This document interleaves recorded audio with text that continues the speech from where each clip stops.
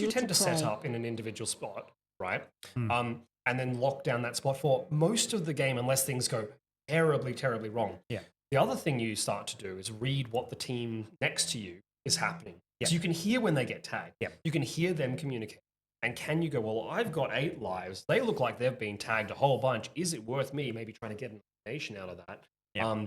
And that sort of assessment in game is something that we just don't get normally in other games because the relatively static nature of an elim format, you get to do that. So how you come to your team almost becomes important as well. Don't give away too much, quiet conversations around how many lives you have. You don't want to shout out how many lives you have unless you're trying to mind game people out of a corner. Yeah. No, it's fascinating. It's not something we really train for either as well. Like a lot of these skills, only some of them are translatable to our team's game. But as we see, this is game 3, the beginning of game 3. I think it's cyan at the back of blue again. Pretty sure that's cyan. Yeah. Yep. Yellow have moved around a little bit from their back of green. They've moved now to back of red. I am going to switch screens because are we missing a team? No. Okay. We've got blue. Blue is blue is inside. Oh, there you go. That was a quick little move around that corner there. Falcon down as well. Oh wow, that pink player is just wailing on those blue players at the front of that green base. Dodge hasn't fired a shot yet and is deactivated at the moment. Yeah, on that wall. I feel like blue's just kind of been picked on there a little bit from both sides. And pull that back out. Let's have a look at where the greens are. So the greens we can see Cyrex and Zam sitting with Spider. Spider we can see, just sitting on that spot directly above our heads there towards the blue TARDIS area. We have a very unique view right here, actually. And this is what a lot of the game is. You know exactly where they are, and you're like, are you going to move? Am I going to move? You're going to move? Spider has an obscene amount of patience playing these walls. And look at this Duke. I wish that we were able to, zoom this in a little bit more. Oh wow. That back turn actually from Jesse Spider there probably actually gave that point away rather than if he kept his shoulder down perhaps. But again, we're talking minutia there. But yeah, green set up there. They're not getting the points. And now it's Spider 2 lives down. Pink, on the other hand, which I believe are playing in between blue and green. Yep. Oh no, I lie. Between blue and green and red. Yep. Green and red. Yep. Which is where they played the last game from. And clearly they felt that was a good place to be because they're back there and they are winning. And they are winning by a pretty decent margin, both on lives as well as red's on lives as well, actually. Bonfire's asking in the chat, how did Holmes, Mikey, and Jesse do in their first games? I'll say that they did well. I'd prefer if we didn't give out their exact ranks on there because we will be able to calculate exactly who it is. So let's leave a little bit of contention. But yeah, they're absolutely in the hunt for a trophy at the moment there and have got out to a very good start in this third game as well. And you can see green and red there just trading blows there, but I feel like red's coming out on top. And it feels like green's almost just feeding points now to red a little bit and not being able to get them. Firebird, Peregrine, and Bones still having a bit of a rough game. I think, are they back inside one of the bases? I don't know where they Sorry for jumping the cameras around, guys. We're just trying to find these teams. So you've got... What are we looking for? The Cyans? Yeah. I haven't seen one in a long time. Pink pushing out red. Nice 2 tags there. Yeah.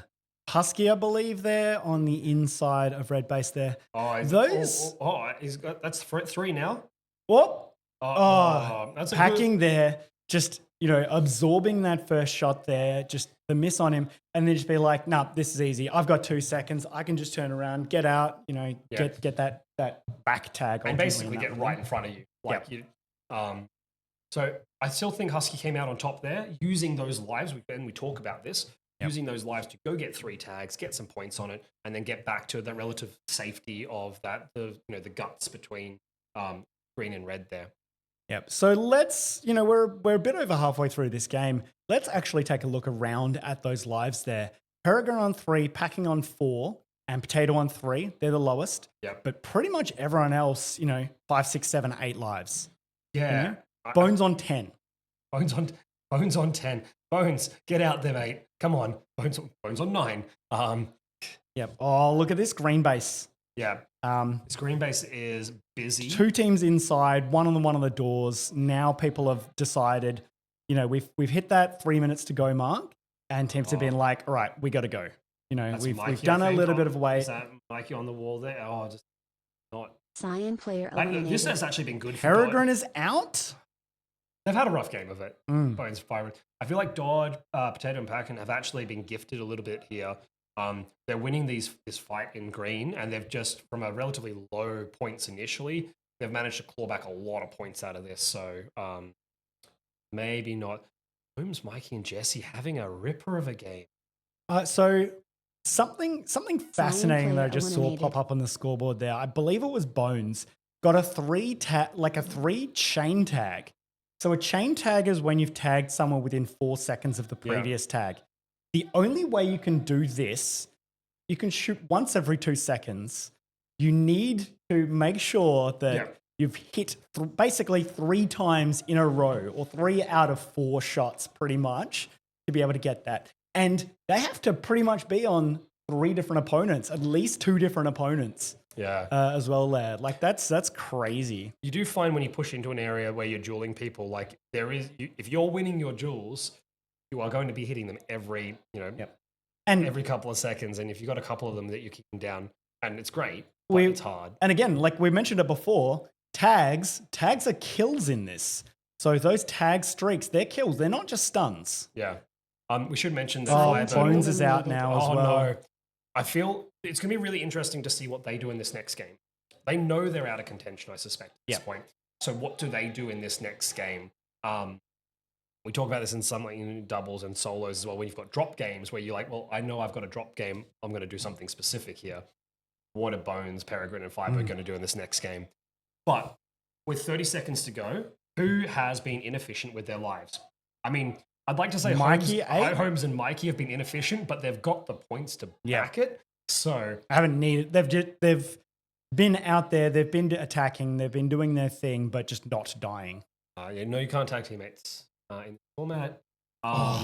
Husky Wax and Pug Salad have been going ham in this one. There, they have got very low 10 lives, points at the moment. Very low lives though. They're Wax with 1, Husky with 2. That's a very dangerous. Pug with 2. Oh, and they're pushing.